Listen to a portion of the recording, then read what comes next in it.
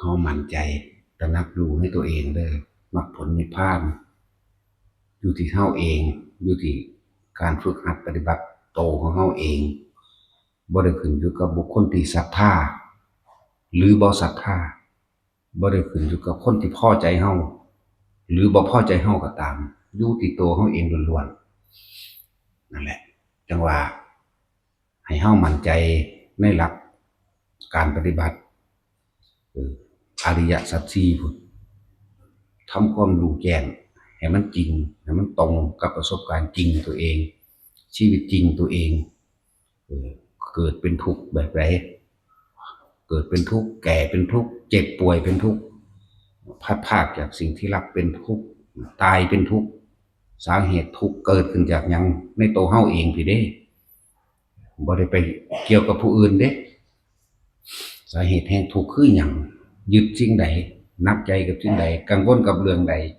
เป็นหยังกูคือทุกข์เป็นหยังกูคือกังวลเรื่องนั้นเรื่องนี้นั่นแหละทุกข์ทั้งหลายคำว่าสาเหตุแห่งทุกข์บ่แม่นเรื่องเล็กน้อยเด้กังวลเรื่องใดเรื่องหนึ่งถึงสิเป็นเรื่องบ่ใหญ่ก็นั่นแหละเป็นเชื้อแห่งการเกิดทั้งหมดว่าเรื่องบ่ใหญ่เรื่องบ่สำคัญเรื่องบ่จำเป็นแต่ว่ากังวลน้อยๆบ่หนักใจดอกแต่ว่าก็กังวลอยู่นี่แหละเกิดเบิดเชื่อมันเบิดสาเหตุเอาประสบการณ์จริงชีวิตจริงความคิดจริงของเจ้าของพี่เด้วิธีการดับทุกข์มันก็มีอยู่แล้วมักมีองค์แปดก็ทำความจริงความรู้แจ้งเฮามีเฉพาะพุทธธรรมสงฆ์หรือยังเฮาบ่ได้ไปสนใจเฮาบ่ไปนำเข้ามาในเรื่องผีสางนางไม้เทวดาสิ่งศักดิ์สิทธิ์ดลบันดาลเลิกงามยามดีบ่มีอยู่เด้มักมีองค์แปดอยู่พี่เด้เห็นตามความเป็นจริงมันน่ะสิทำตัวเองไปเรื่อยๆขอวัดปฏิบัติแต่ละมื้อแต่ละเว้นคือยังเห็นนั่นแหละหาโมงกว่าหาโมงครึ่งเฮาก็มาทำวัดรอฟังธรรมคุยกันก็คุยเรื่องธรรมะคุยกันสภาวะปรากฏการณ์หรือสิ่งใดเฮาบ่รู้เฮาก็คุยกันถามกันสนทนาธรรมตามการก็แก้หรือแลกเปลี่ยนความรู้กันแต่ว่าบ่ยืนยันบ่ตัดสินที่จังว่าเกิดยังขึ้นก็สร้างเกี่ยวกับเขาสิเว้าแนวใดก็สร้างเฮาบ่จำเป็นต้องไปตอบคำถามเฮาบ่จำเป็นต้องไปเอาชนะความเห็นของไผให้ละความเห็นของตนดีที่สุดเขาแสดงความเห็นความนั้นความนี้หรือเขาสิกล่าวคำบ่ดีส่วนมากนั้นติดเร็วๆอันนั้นจังซี่ติดใจเร็วดึงเข้ามาเร็วถ้าเขาเว้าให้พระพูดไม่เพราะไม่อันนั้นไม่อันนี้แล้วแต่เขาสิว่าไปหรือถกเถียงกันเรื่องมรรคผลนิพพานถกเถียงกันเรื่องความเห็นต่างๆพระต้องอยู่ป่าพระต้องเดินจงกรมพระต้องอันนั้นนี่บ่จำเป็นต้องไปถกเถียงกับเขาเพราะเฮาเฮ็ดอยู่แล้วเขาสิแสดงความเห็นเกี่ยวกับสิ่งที่ลึกลับเข้าไปอีกฌานนั่นฌานนี่ต้องอย่างนั้นต้องอย่างนี้ต้องปล่อยต้องวางอย่างนี้ต้องหรือฌานไม่สามารถจะทำให้บรรลุได้อย่างนี้ก็จำเป็นต้องไปตอบโต้อีกอย่างเด้อเฮารู้ในตัวเฮาเองเบิดชีวิตนี้เฮาก็คุกคีอยู่กับการปฏิบัติของเฮาเองเบิดชีวิตนี้เฮาก็เอาการเดินจงกรมเอาการทำสมาธิเอาการอ่านพระธรรมพระวินัยต่างๆธรรมบทต่างๆเอาสิ่งที่มากระทบเฮาเองที่มาสิ่งที่เข้ามากระทบกระทั่งกระแทกเฮานี่มีอารมณ์บ่พี่เด้อารมณ์โกรธมีบ่พอใจมีบ่พี่เด้มันสิละแต่มันยังมีเมื่อมีความยึดมั่นติดถือเอาอันใดอันหนึ่งสิ่งอีกสิ่งหนึ่งแม่นบ่ถือมันก็มาเองของมันเมื่อมีความพอใจความไม่พอใจก็ตามมานี่แหละมันเลยกังวลเรื่องนั้นเรื่องนี้ก็ว่าไปนั่นแหละมรรคผลนิพพานบ่ได้ขึ้นอยู่กับบุคคลที่ศรัทธาหรือไม่ศรัทธาเราเข้าใจว่าล่ะ เออเขาสิยกย่องว่าเฮาดีปฏิบัติดีขอวัดดีก็บ่ได้ขึ้นอยู่กับเขาเด้อขึ้นอยู่กับเฮาเองเขาสิด่าสาปแช่งผิดหลักทำวินัยอันนั้นไม่จริงอันนี้ไม่ถูกอันนั้นไม่ต้องก็บ่ได้ขึ้นอยู่กับคนผู้นั้นเด้ออยู่กับที่ตัวเราเอง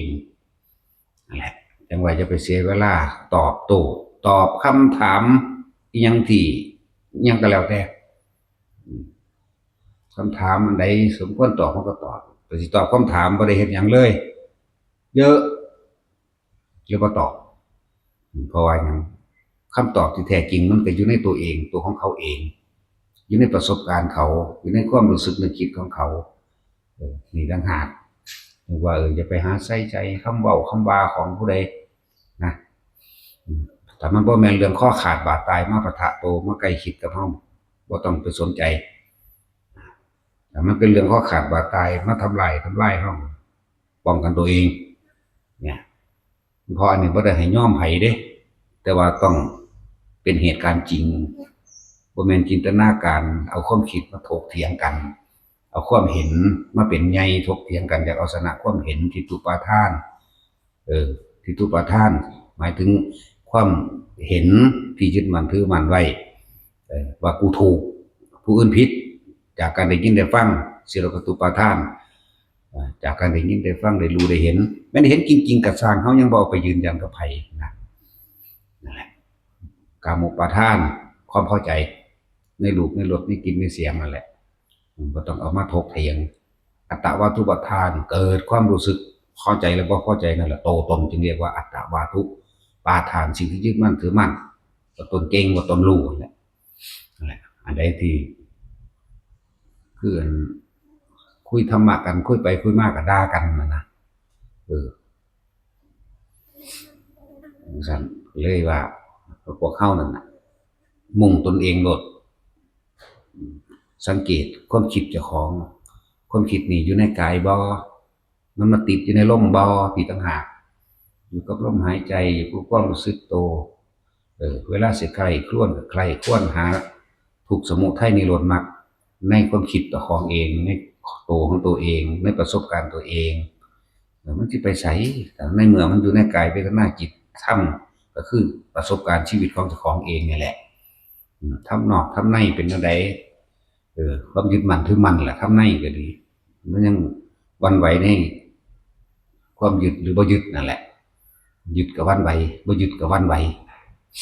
นั่นแหละทำในก็เลยเอาตัวจริงมันโหลดรู้อับลงถึงมาความพอใจหรือไม่พอใจผิดมีทำในก็อาศัยทำนอกการกระทบกระทั่งได้คุยกันได้เห็นกันได้ถกเถียงกันอย่างนี้ทำนอกแต่ว่าก็น้อมเข้าสู่ทำในเพราะว่ามันอาศัยอายตนะคือตาหูจมูกลิ้นกายทำในคือใจก็สิรับไว้เฮ็ดหยังคือบ่ปล่อยผ่านโลดอันนี้ควรอันนี้บ่ควรเฮาก็จังเฮ็ดไปเลยแหละ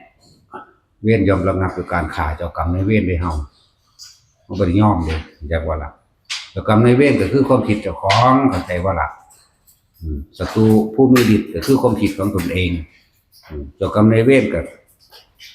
ความผิดเจ้าของนั่นแหละความยึดหนังถือมั่นของเจ้าของนั่นแหละ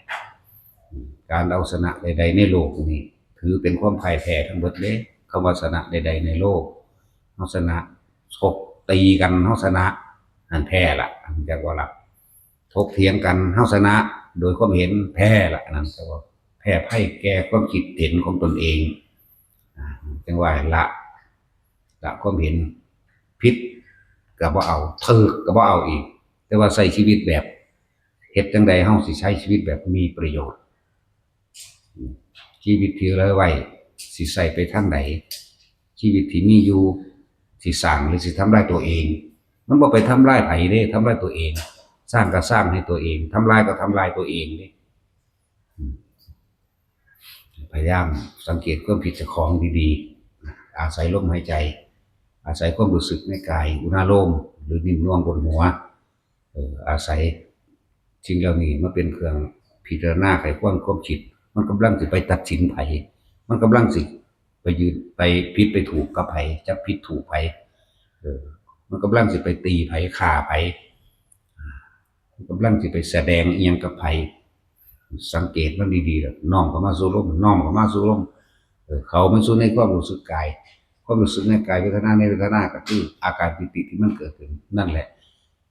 คำว่าอุเบกขามันแสดงออกทางกายมันจึงเป็นปิติเพราะว่าอย่างจิตมันพักผ่อนความคิดมันพักความคิดมันบ่ไปทำงานเหมือนบ่ทำงานมันนอนหลับมันเลยแสดงความอิ่มออกมาทางกายเป็นปิตินั่นเองแหละความอิ่มออกมาของมันเองหรอกแต่ตัวนี้หายไปแล้วไปคิดหาผู้นั้นผู้นี้แล้วความคิดไปแล้วตัวนี้ดึงก็มาสะพานดึงก็มาบันไดคือลมหายใจอยู่หน้าโล่งกายเวทนาจิตก็คือผู้รู้ก็คือจิตรู้ยังก็รู้สึกโตนี่แหละรู้ที่แท้จริงก็คือรู้สึกโตให้ตัวเองนี่แหละรู้เห็นความคิดเจ้าของรู้สึกโตความคิดเจ้าของอันรู้อย่างอื่นน่ะก็เป็นรู้เหมือนกันแต่ว่าเป็นโทษหรือเป็นประโยชน์นะว่าน้องก็มาจริงเขาสิสละความเห็นทั้งเบิดเด็กละความเห็นบ่มีความเห็นว่ามันผู้มีฤทธิ์ก็คือความคิดตัวเองแต่เฮาก็ใช้ชีวิตอย่างมีประโยชน์มากที่สุดเพราะสุดท้ายทุกคนก็เอาหยังไปบ่ได้หากินซ้ำตายหรือว่าแท็กซี่มันเฮ็ดเพลงเจ้าสิเป็นทหารเจ้าสิเป็นตำรวจเจ้าสิมีเงินแสนล้านหรือหมื่นล้านสุดท้ายเจ้าก็แค่หากินซ้ำตายเสมอกันจังว่าให้ทุกคนน้อมเข้ามาเบิ่งเด้อเอาแค่เฮาคิดได้คิดถึงพระพุทธเจ้าเฮารวยกว่าหมู่สุดยอดกว่าหมู่เพิ่นก็ตายแล้วล่ะสูงสุดก็คือมหากษัตริย์จักรพรรดินั่นแหละครองโลกทั้ง4ก็ได้เพิ่นคือถิ่มบุนะครองโลกทั้ง4สุดท้ายเพิ่นก็บ่ยึดเอาใดมาเป็นของตนจักอย่างความถูกแปลว่าบ่เบียดเบียนทำร้ายให้ผู้ใดเสียชีวิตหรือทรัพย์สินแต่ก็บ่ยึดเข้าใจบ่ความถูกต้องเป็นสัมมาทิฏฐิก็ถามเจ้าก็ใส่มันไปความผิดนี่ทำร้ายเบียดเบียนให้ผู้อื่นผู้ใดผู้อื่นเสียชีวิตและทรัพย์สินแล้วก็เอาตลอดทั้งเอาความคิดเห็นตัวเองเป็นใหญ่นี่คือความผิดถูกเฮานำมาใส่ให้มันเป็นประโยชน์อันผิดเฮาบ่เฮ็ดอันถูกเฮาเฮ็ดแต่เฮาบ่ยึดเพราะว่าเฮาบ่เอาความถูกต้องของเฮาเองความถูกต้องความพอใจของเฮาเองไปตัดสินผู้อื่นแต่ให้สติซื่อๆใจมันบ่ไปนำดอกให้สติไปว่าระลึกนึกถึงความควรหรือไม่ควรเด้สติมันจะไล่เรียบเรียงเหตุผลกลไกมากน้อยได้เสียผิดถูกก็ว่าสติมันเป็นสิ่งที่กว้างอยู่แต่มันเอากว้างๆก็ได้สติระลึกนึกถึงความรู้สึกในโตนี่แล้วกันมีลมหายใจมีความรู้สึกโตจังว่าบอกไว้เน้นย้ำไว้เสมอเฮาบ่อาจสามารถไปยืนยันตัดสินผิดถูกกับไผได้แล้วก็เฮาบ่อาจสามารถไปกระทำการใดๆแทนผู้อื่นได้หลายๆคนบ่ได้เป็นดังใจของเฮาดอกฉะนั้นหันน้อมเข้ามาเบิ่งใจเบิ่งความรู้สึกเจ้าของตัวนี้ต่างหากสัตว์โลกเป็นไปตามกรรมการกระทำของไปของมันอันออกจากใจอันออกจากจิตคือความคิดของเฮาเองนั่นแหละจังว่าควบคุมความคิดตนเถิดแล้วมันสิพ้นเองดอกนะเพราะ